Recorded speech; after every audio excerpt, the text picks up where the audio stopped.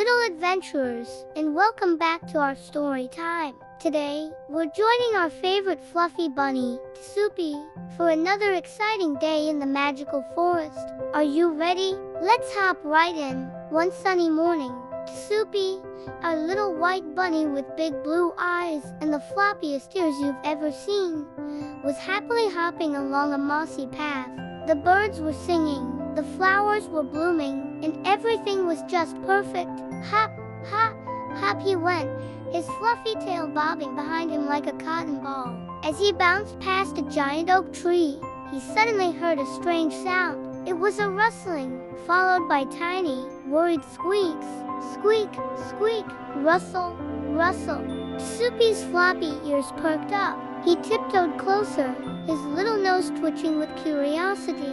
Peeking from behind a fern, he saw a small squirrel with a very busy, very bushy tail. The squirrel was digging frantically, throwing little puffs of dirt into the air. One hole, then another, then another. The little creature looked so upset, her whiskers drooping with sadness. Tzupi felt a little shy, but his kind heart told him he needed to see what was wrong. Taking a small breath, he hopped out from behind the fern. "Hello," he said softly, his voice as gentle as a whisper. The squirrel jumped in surprise, dropping a small twig. "Oh, you scared me," she squeaked, wiping her paws on her chest. "I'm sorry," Tzupi said, his ears drooping a little. "I'm Tzupi. I just saw you looked. Well, you looked like you needed a friend." The squirrel's expression softened. "My name is Nibi," she said, her voice trembling just a bit. "I've lost something very,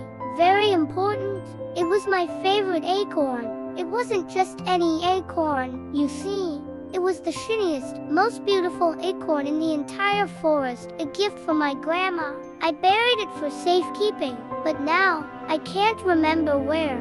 Big tears started to well up in Nibi's eyes.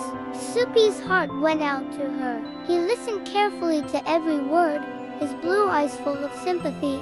"Don't worry, Nibi," he said bravely. "Two sets of eyes are better than one. I'll help you find it."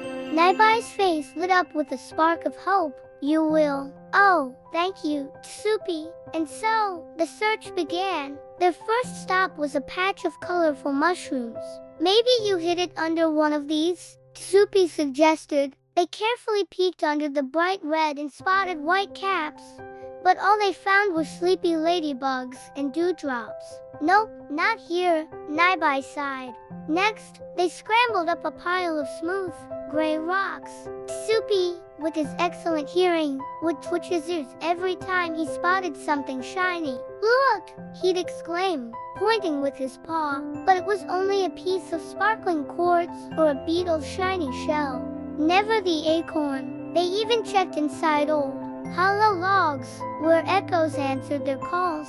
But still, no shiny acorn. Nibi was starting to look sad again. Just as they were about to give up, they wandered near a sparkling stream. The water gurgled and danced over the stones, and the afternoon sun made everything glitter.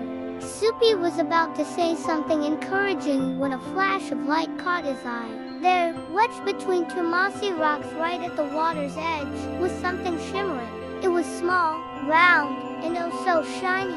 Tzupi's heart did a little flip-flop. His tail started wiggling with excitement. "Nibi, look," he whispered, pointing with his nose.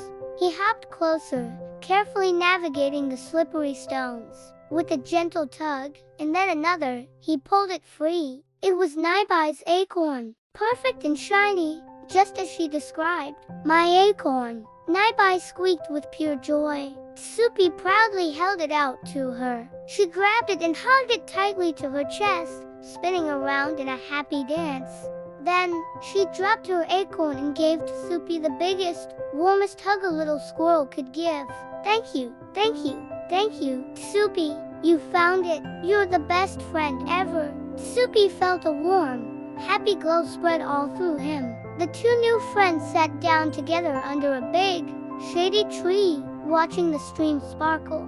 Nibi polished her shiny acorn while Tzupi nibbled on a sweet clover, both of them smiling happily in the warm, golden light of the afternoon. And so, Tzupi learned that sometimes the greatest adventures come from helping a friend in need. Wasn't that a lovely story? Thank you so much for joining us for another adventure with Tzupi.